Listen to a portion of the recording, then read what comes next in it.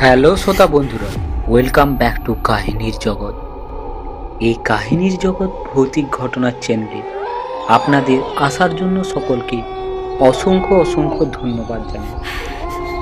আর আপনারা এই কাহিনীর জগৎ চ্যানেলে যদি নতুন হয়ে থাকেন, অবশ্যই চ্যানেলটিকে সাবস্ক্রাইব করে রাখুন হাড়হিম করা ভৌতিক ঘটনা শোনার জন্য।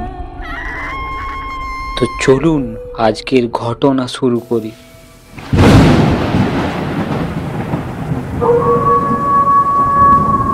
অনেকেই বলে কিছু বাড়ি কখনোই ফাঁকা হয় না।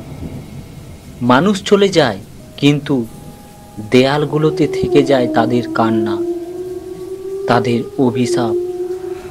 ঠিক তেমনই এক জায়গা, দত্ত ভিলা। শহরের এক প্রান্তে জঙ্গল ঘেরা এক ভগ্নপ্রায় ভিলা। একসময় এখানে থাকত ধনী দত্ত পরিবার, কিন্তু একে একে সবাই অদ্ভুতভাবে মারা গেল। কেউ আত্মহত্যা করে, কেউ অসুখে, আবার কারো মৃত্যু হলো অজানা কারণে। ভিলা খালি হয়ে গেল, কিন্তু আসলেই কি খালি হলো?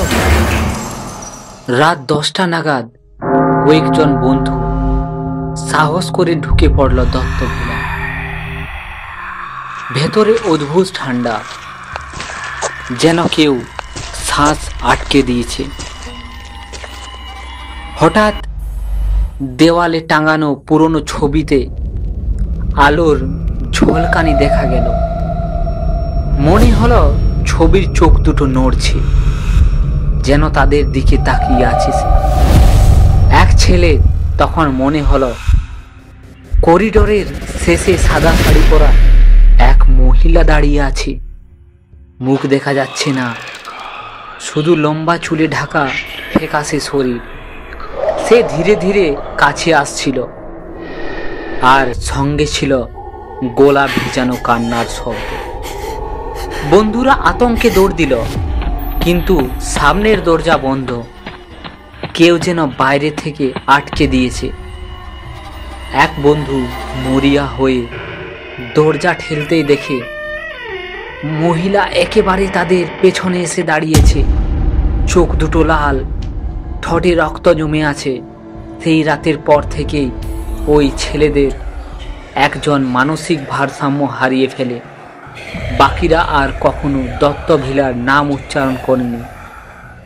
লোকজন বলে আজও গভীর রাতে ভিলার ভেতর থেকে কান্নার শব্দ শোনা যায়, আর কেউ সাহস করে ঢুকলেও হয়তো ফিরতে পারে না আগের মতো স্বাভাবিক মানুষ হয়ে।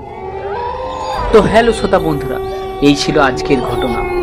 ঘটনাটি আপনাদের কেমন লাগলো? যদি ঘটনাটি আপনাদের ভালো লেগে থাকে তো অতি অবশ্যই একটি লাইক এবং চ্যানেলটিকে সাবস্ক্রাইব করে রাখবেন। আর আপনাদের কাছে যদি এই রকম হাড়হিম করা ভৌতিক ঘটনা বা ভৌতিক অভিজ্ঞতা থেকে থাকে, তাহলে আমাদের এই ভিডিও ডিসক্রিপশনে দেওয়া হোয়াটসঅ্যাপ নাম্বার বা ইমেল আইডিতে লিখে পাঠাতে পারেন। পরবর্তী ঘটনাটি যাতে আপনাদের লেখা হয় তার জন্য। তো সবাই সুস্থ থাকবেন, ভালো থাকবেন। দেখা হচ্ছে পরবর্তী আরেকটি এইরকম পর্বে।